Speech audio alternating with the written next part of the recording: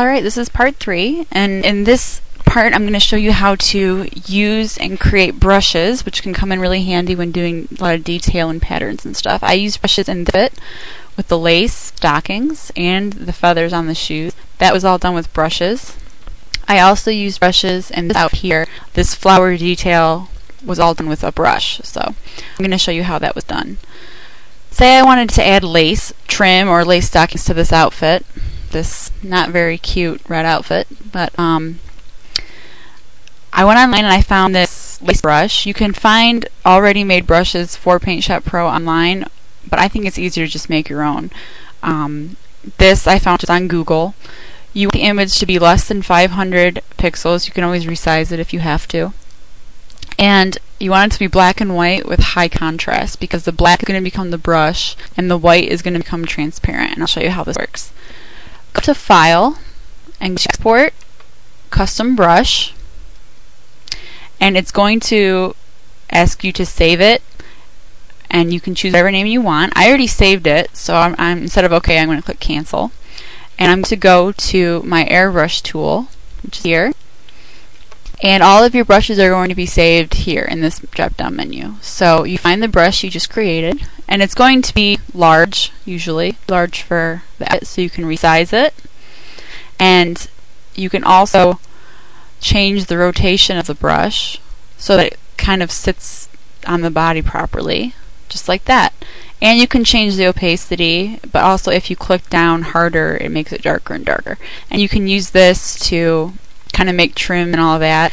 Sometimes the rotation takes a while to get just right, but it can give you a really good effect without having to do a lot of erasing or anything like that.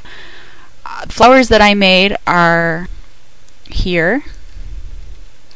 I don't remember where I got these. It was a long time ago. I wish I could let you guys in too, and I just kind of did this and did that, like this effect here. So those are some of the things you can do with brushes, and you can change the color, and you can do a pattern like we did earlier of the brush. If you wanted to have leopard colored flowers or whatever, you could do that.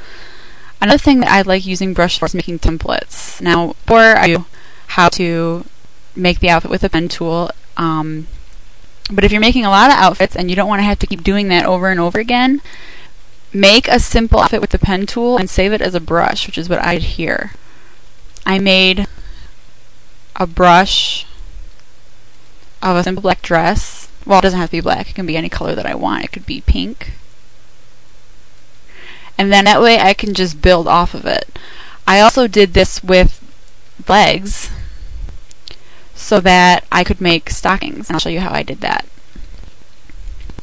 I'm always making new layers as I go, because if I end up not liking something, it's its own layer, it's not touching the other stuff, I can just erase it. It's always a good idea to make anything like shoes and hair and coats and skirts, and sometimes different layers of the outfits on different layers. So what I'm going to do here for the stockings is use my leg brush that I made and just make her legs all black. Now obviously I have to erase out the top of the leg and the hand, and then I can just sort of see to get different thicknesses of the stocking. And then I'm just going to erase out, it's really sloppy but it's okay, where I want them to end at. And you can also change the hardness and the opacity of the eraser brush and sort of kind of take out some of the front to kind of make it that light, so it's darker than it is. That way it looks a little more realistic. So those are some of the things that you can do with the brushes, and really the possibilities are endless because you can make anything into a brush.